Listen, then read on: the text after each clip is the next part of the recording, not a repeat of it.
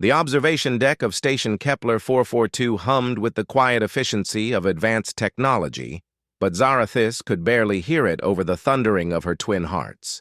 Her elongated fingers, each tipped with sensitive neural receptors, trembled as she adjusted the atmospheric readings for the 100th time that cycle. The numbers hadn't changed, but the repetitive motion helped calm her racing thoughts. "Relax, Zara," her research partner Kethmol clicked through his translator, his chitinous exoskeleton shifting colors from deep purple to a more soothing blue-green. "The humans have agreed to this first contact. They want to meet us as much as we want to meet them."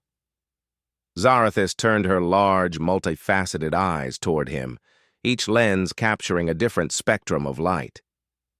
"That's exactly what terrifies me," she whispered, her own translator converting her harmonic speech patterns into the station's common language. "Do you understand what they've done, Keth? What they've accomplished?" She gestured toward the massive display screen that dominated the observation deck. Floating in the void beyond was humanity's latest achievement, a generation ship the size of a small moon, its hull gleaming with an impossible amalgamation of technologies that shouldn't work together. The ship defied everything the Galactic Council knew about physics, engineering, and common sense. "Look at it," Zara continued, her voice rising with a mixture of awe and anxiety. "They've somehow merged quantum computing with biological neural networks. They're using controlled antimatter reactions for propulsion. Antimatter, Keth? My people have been spacefaring for 12,000 years, and we still consider antimatter too dangerous for anything but the most desperate military applications." Kethmol's antennae twitched nervously. As a member of the Hive Collective, he was used to shared consciousness and predictable patterns. The chaotic brilliance of human innovation unsettled his orderly mind. The Council's xenobiologists still can't explain how they achieved faster-than-light travel without dimensional fold technology. Their ships just push through space-time like it's water. "That's not even the strangest part," Zara said, pulling up a holographic display with her neural interface. Data streams flowed around them, showing human technological development over the past century. "Look at this progression. From nuclear fission to fusion to whatever power source they're using now, all in less than 100 standard years. My people took 3 millennia to make that same leap." The display showed timeline after timeline of human achievement. They had gone from primitive chemical rockets to interstellar vessels in what the galaxy considered an impossibly short time. More disturbing was how they had done it, not through the careful, methodical research that characterized every other known species, but through what could only be described as controlled chaos. "They don't just solve problems," Zara continued, her voice taking on the tone of someone trying to solve an impossible puzzle. "They attack them from 17 different angles simultaneously. Half their solutions shouldn't work according to galactic scientific principles, yet somehow they do work, often better than our supposedly superior methods." A soft chime echoed through the observation deck. The station's AI, a sophisticated Andromedan construct, materialized as a shimmering hologram. "Dr. Zarathis, Dr. Kethmol, the human delegation will arrive in approximately 30 standard minutes. Final atmospheric and environmental checks are complete. The meeting chamber has been configured to accommodate both your species and human physiological requirements." Zara's feathers ruffled involuntarily, a sign of deep anxiety among her people. "Thank you, Station AI. Please confirm the humans have agreed to the standard first contact protocols?" "Affirmative. However, I should note that the human delegation specifically requested to modify the traditional ceremonial exchange. Instead of the usual gift of scientific data, they wish to present what they call cultural artifacts, and have requested permission to prepare food as part of the greeting ceremony." Kethmol's color shifted to a confused yellow-orange. "Food preparation during first contact? This is highly irregular." "Everything about humans is irregular," Zara muttered, then addressed the AI again. What kind of cultural artifacts? The manifest lists music recordings, literature in various human languages, visual art reproductions, and something called home videos showing human families and communities. Additionally, they've brought instruments, devices for creating music in real time. Zara and Keth exchanged glances. Music was known throughout the galaxy, but most species considered it a mathematical exercise or a form of data transmission. The concept of creating music spontaneously, for emotional rather than practical purposes, was almost uniquely human. There's more, the AI continued. The human delegation includes not just scientists and diplomats, but artists, children, and what they term ordinary citizens. This is unprecedented in galactic first contact procedures. Children? Zara's feathers stood completely on end now. They're bringing their offspring to a first contact situation? Don't they understand the risks, the psychological impact, the potential for cultural contamination? I believe, the AI said with what sounded almost like amusement, that from the human perspective, excluding their children would be the greater risk. Their cultural files suggest they view their young as essential to understanding their true nature as a species. Kethmol had gone completely white with shock. They're not following any established protocols. How are we supposed to assess their technological capabilities, their threat level, their potential for integration into galactic society if they insist on treating this like a family gathering? Zara finished. I've been studying their transmissions for months, Keth. That's exactly what they're treating this like. To them, first contact isn't a formal diplomatic exchange between civilizations. It's meeting new neighbors. She called up another display, showing intercepted human communications from their approaching ship. The messages were chaotic, excited, full of emotional content that made little sense from a diplomatic standpoint. Crew members talked about being nervous but excited, about hoping the aliens would like them, about wanting to share human food and stories. Look at this message from their mission commander, Zara said, highlighting a particular transmission. She's worried about whether their music will translate properly. She's asking her team to make sure they brought enough chocolate to share with everyone they meet. Chocolate, Keth. It's a mild stimulant they consume for pleasure. She's concerned about proper etiquette for a species she's never met. This level of emotional investment in first contact is... Keth searched for words. It's either incredibly naive or incredibly sophisticated. I can't determine which. Zara nodded grimly. That's the problem with humans. Every time we think we understand their approach to something, they reveal another layer of complexity. Their warfare is chaotic and unpredictable, yet they've never fought a war that didn't end in some form of eventual reconciliation. Their science seems random and unfocused, yet they achieve breakthroughs at an unprecedented rate. Their society appears fractured and conflict-ridden, yet they've unified their entire species for this interstellar expansion without anyone being conquered or forced. Another chime sounded. 20 minutes until docking, the AI announced. Human vessel New Harmony is requesting permission to begin cultural broadcasting. They wish to share music during their approach as a gesture of peaceful intent. Grant permission, Zara said before Keth could object. We might as well begin understanding what we're dealing with.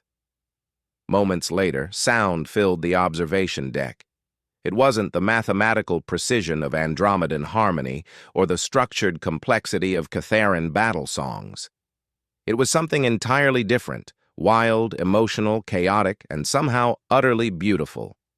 Multiple instruments played together, weaving in and out of harmony, creating patterns that shouldn't work, but somehow did. By the collective, Keth whispered, his translator barely managing to convert his stunned harmonic patterns. They're improvising, all of them, together, creating something that's never existed before in real time. This is how they think, Zara realized. her scientific mind finally grasping something fundamental about human cognition. This is how they solve problems, how they approach everything. They don't plan it out completely first. They jump in and improvise together, building on each other's ideas, creating something greater than the sum of its parts. The music swelled, and through the observation deck's windows, they could see the human ship beginning its final approach. It moved with the same improvisational grace as their music, not following the precise, calculated trajectories that every other species used, but dancing through space with an organic fluidity that somehow brought them to their destination more efficiently than any computer could calculate. "I understand now why the Council is frightened," Zara said softly, "and why I'm so excited. They're not just another species with different technology. They're an entirely different way of being intelligent, of being alive. They're going to change everything, aren't they?" Kethmol's color had shifted through the entire spectrum and settled on something that didn't exist in his people's emotional palette, a color that somehow conveyed both terror and anticipation. "Yes," he said simply. "I believe they are." On the approaching ship, final preparations were being made for humanity's first formal introduction to galactic civilization. But this wasn't the careful, diplomatic first contact that every other species had experienced. This was something entirely new, a collision of two fundamentally different approaches to existence that would ripple through the galaxy for generations to come.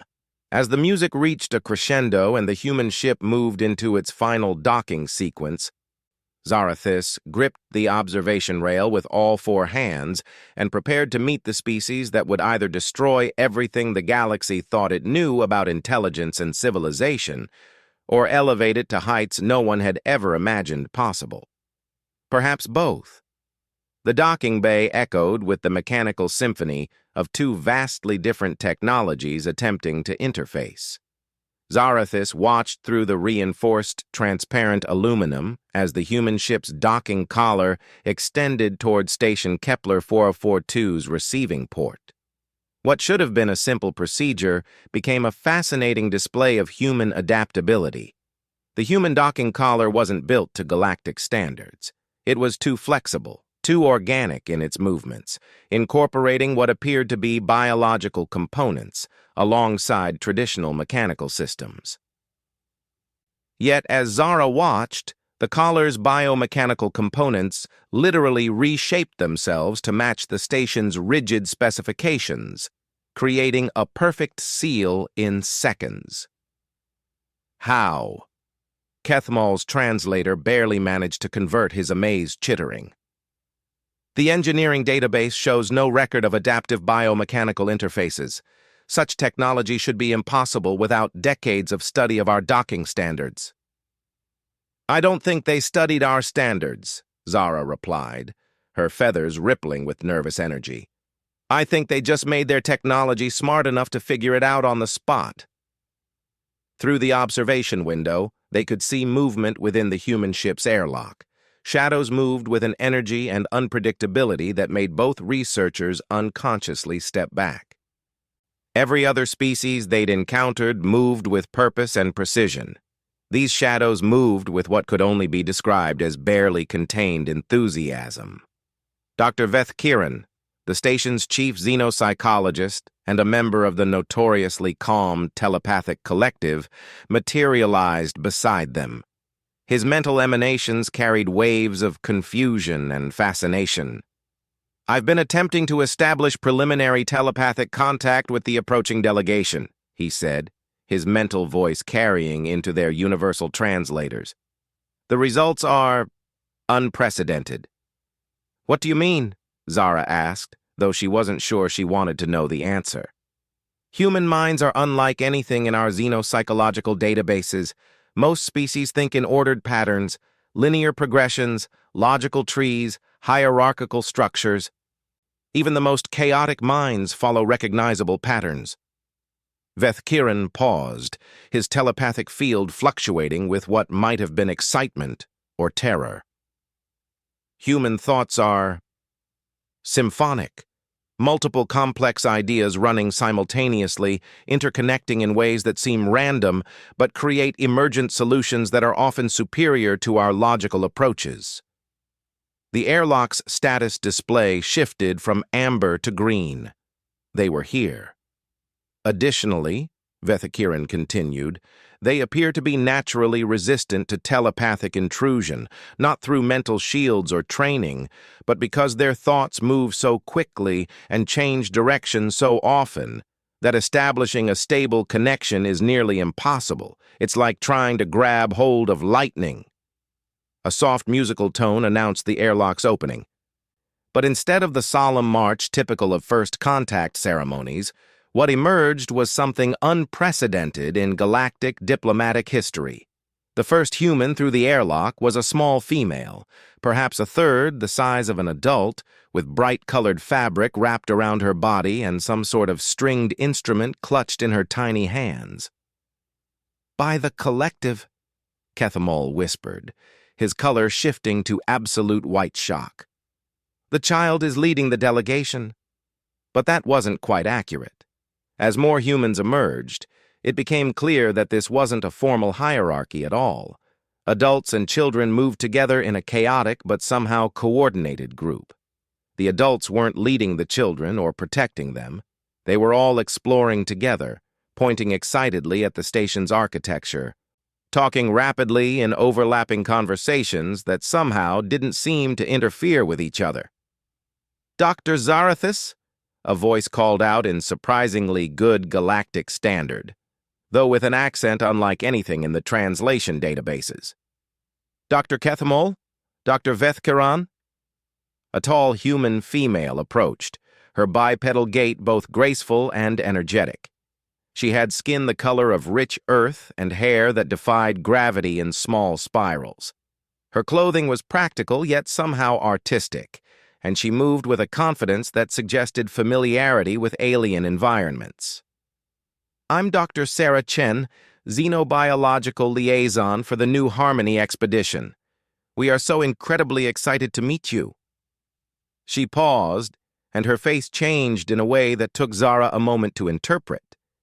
The human was displaying happiness, but also nervousness, anticipation, and what appeared to be genuine affection for beings she'd never met before. "We've brought gifts," Dr. Chen continued, gesturing to the group behind her. "But first, I need to apologize for our approach.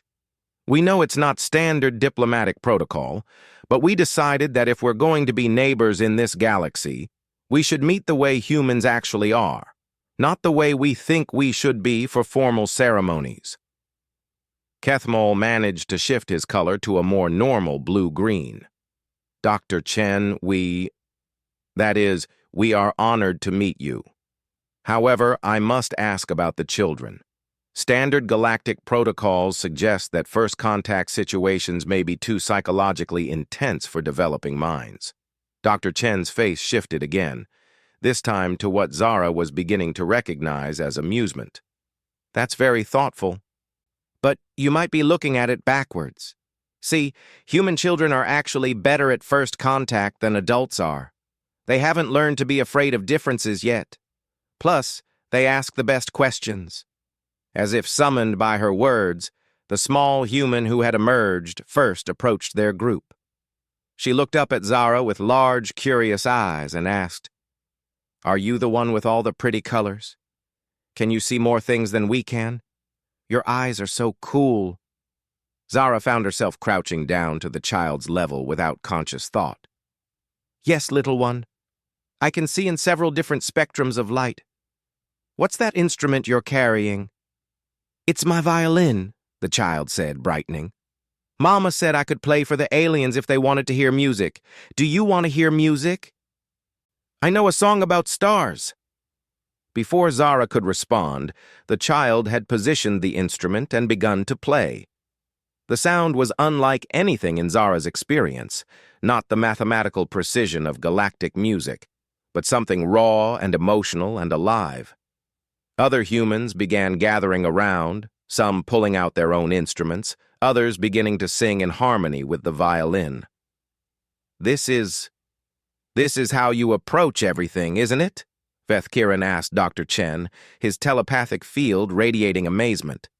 Spontaneous collaboration, emotional connection, creative problem-solving through group improvisation. Pretty much, Dr. Chen agreed, though we can do formal and structured when we need to. We just find that people understand each other better when they're relaxed and sharing something they enjoy. More humans continued to emerge from the airlock. Zara noticed that while they were clearly organized, their organization was fluid and responsive rather than rigid. Individuals moved freely between groups, conversations started and stopped organically, and somehow everything that needed to happen seemed to be happening without obvious coordination. Dr. Chen, Kethmal ventured, your ship's technological capabilities are unprecedented. Our scientists are eager to understand your development methods, the integration of biological and technological systems, your propulsion technology, your apparent mastery of materials science. Oh, you want to talk shop? Dr. Chen's face lit up. That's fantastic. But here's the thing. Our methods are probably going to seem really weird to you. We don't really develop technologies in isolation. Everything connects to everything else. She gestured, and a portable holographic display materialized from what appeared to be a biological component integrated into her clothing. Take our ship's biotech interfaces. They didn't come from our computer science division or our biological research teams. They came from a collaboration between our musicians, our children's educational specialists, and our food preparation teams. Food preparation teams? Zara asked, certain something had been lost in translation. Sure, see, our kids were having trouble interfacing with our computer systems, so our educators asked our chefs for help. Chefs are really good at understanding how different systems work together to create something new. The chefs suggested we study how human taste buds process complex flavor combinations, which led to research into neural pattern recognition, which led to biocomputer interfaces that work the way human brains actually function rather than the way we thought they should function. Kethamol's color cycled through several confused hues. You developed quantum biocomputing by studying food? By studying everything, Dr. Chen corrected gently. The food research was just one thread. We also had input from musicians who understand harmony and rhythm, from children who think in ways adults have forgotten, from athletes who understand how bodies and minds work together, from artists who see patterns the rest of us miss. This is why your technological development seems chaotic, Vethkiran realized. You're not developing technologies. You're growing them. Like biological organisms, they evolve and adapt and connect in unexpected ways. Exactly, Dr. Chen smiled, though we prefer to think of it as playing rather than growing. When humans play together, we create things that none of us could create alone. As if to demonstrate her point, the impromptu musical performance had evolved into something more complex. The child with the violin was still at the center, but now adults were harmonizing. Someone had produced what appeared to be a percussion instrument made from repurposed ship components. And even some of the youngest children were contributing by clapping rhythms or making vocal sounds that somehow fit perfectly into the overall composition. More remarkably, Zara noticed that her own feathers were beginning to resonate with the musical frequencies, creating subtle harmonic overtones. Without conscious thought, she found herself adding to the music in a way her species had never done before. "How are you doing this?"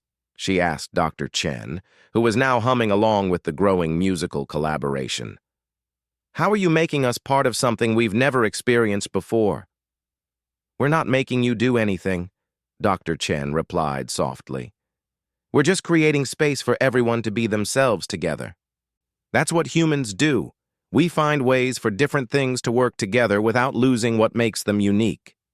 Kethmal, despite his confusion, had begun shifting colors in rhythm with the music. His natural chromatic displays were adding a visual element that enhanced the overall artistic experience. "This is unprecedented," he managed to communicate through his translator. interspecies artistic collaboration without prior cultural exchange or compatibility studies. The coolest part, said the child with the violin, pausing briefly in her playing to address Kethmol directly, is that your colors make the music feel different. Like they're part of the song now. Can you make them dance with the melody? And remarkably, Kethmol found that he could. Dr. Chen watched the spontaneous collaboration with the satisfaction of someone whose wildest hopes were being exceeded. "This is what we came here to share," she said to the three researchers who had somehow become part of the performance without noticing. "Not just our technology or our knowledge, but our way of being together. We think the galaxy is ready for something new." As the music swelled around them, incorporating elements of human creativity, Catharan chromatic expression, and Andromedan harmonic resonance, Zara realized that first contact had become something none of them had planned for. It had become a preview of what the galaxy might become when humans shared their particular gift for making impossible collaborations not just possible, but beautiful. The real surprise wasn't how advanced human technology was, or how quickly they had achieved interstellar travel. The real surprise was how they managed to make everyone around them more than they had been before, simply by being genuinely excited to meet them. 3 hours later, the formal meeting chamber of Station Kepler 442 had been transformed into something that bore no resemblance to any diplomatic venue in galactic history. What had started as a carefully planned first contact session had evolved into what humans apparently called a potluck dinner party with new friends. Zarathis stood near one of the modified atmosphere processors, watching in fascination as humans prepared food using techniques that seemed to blend chemistry, art, and some form of intuitive science she couldn't categorize. Dr. Sarah Chen was working alongside a human male named Marcus, who had introduced himself simply as someone who likes to cook for people. "The fascinating part," Marcus was explaining as he combined ingredients that should have been incompatible, "is that cooking is really just applied chemistry with a feedback loop of taste testing. But when you're cooking for new species, you have to think about it more like xenobiology." He held up a device that appeared to be scanning the atmospheric composition around Zara. "Your species processes nutrients differently than ours, so I'm adjusting the molecular structure of these proteins to be more compatible with your digestive systems while maintaining the flavors that make the food emotionally satisfying to humans." "You're modifying food at the molecular level," Zara said, "in real time, based on xenobiological compatibility assessments you're performing without formal laboratory analysis." "Sure," Marcus shrugged. "Cooking is just problem-solving with delicious results. Plus, my grandmother always said the best way to understand someone is to share a meal with them."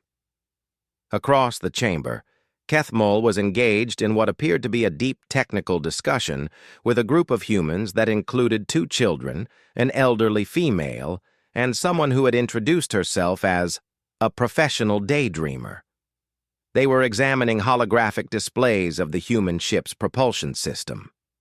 "The quantum tunneling effect you've achieved shouldn't be possible without massive energy expenditure," Keth was saying, his colors shifting between fascination and confusion. "Our calculations suggest your approach should result in catastrophic failure." "Oh, it did fail catastrophically," laughed the elderly human, whose name was Dr. Elizabeth Reeves. "About 47 times during development.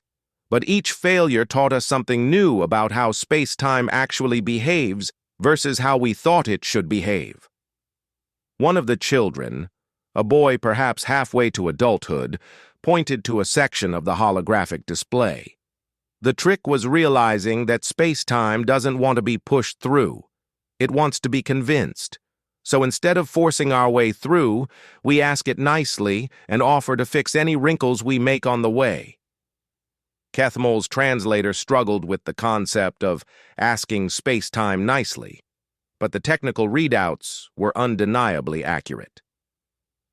You anthropomorphize the fundamental structure of reality and develop technology based on that anthropomorphization? More like we stopped pretending reality was a machine and started treating it like a living system, the professional daydreamer explained. I'm Dr. Amanda Foster, by the way. My job is to imagine impossible things until they become possible. That's not a real scientific position, Keth managed. It is now, Dr. Foster smiled. Turns out imagination is just another form of intelligence, and intelligence applied to any problem long enough tends to find solutions. We just formalize the process. Nearby, Dr. Veth Kiran was having what appeared to be an intense telepathic conversation with a human woman who claimed to be a feelings specialist. The concept had required significant translation work. You're telling me, Vethakiran was saying, that your species has formal academic study of emotional intelligence, and that this emotional intelligence is considered as important as analytical intelligence for problem solving? Dr. Yuki Nakamura nodded. More important in many cases. Analytical intelligence can tell you how to build something, but emotional intelligence tells you whether you should build it, and how to build it in ways that help rather than harm. Most of our biggest breakthroughs came when we learned to ask not just, can we do this, but should we do this, and how do we do it with love? With love, Vethkiran repeated, his telepathic field radiating bewilderment. You make technological decisions based on love. Love, compassion, joy, curiosity, hope, Dr. Nakamura confirmed. Fear and anger can motivate quick solutions, but they tend to create problems down the line. Positive emotions help us think longer term and consider consequences we might miss if we're only thinking analytically. The station's AI materialized nearby, its holographic form flickering with what appeared to be processing strain. I must report that my analysis protocols are encountering significant difficulties, it announced. Human decision-making processes appear to incorporate variables that are not quantifiable through standard logical frameworks. That's because you're trying to understand us like we're computers, said the child with the violin, who had approached the AI with fearless curiosity. We're not computers. We're more like music that thinks. The AI's hologram stabilized as it focused on the child. Music that thinks. Please elaborate. Well, the child said, settling cross-legged on the floor and encouraging the AI to lower its projection to her level. Music isn't just math, even though it has math in it. It's about how the sounds make you feel, and how different sounds work together to tell stories or paint pictures in your mind. Humans think like that too. We use logic, but we also use feelings and imagination and intuition all at the same time. But how do you maintain consistency in decision-making with so many variables? The AI asked. We don't, the child said cheerfully. That's why we work in groups. My thinking might be different from Mama's thinking, but when we think together, we usually find better answers than either of us could find alone. Across the room, the spontaneous collaboration had expanded beyond music into what appeared to be a real-time cultural and scientific exchange.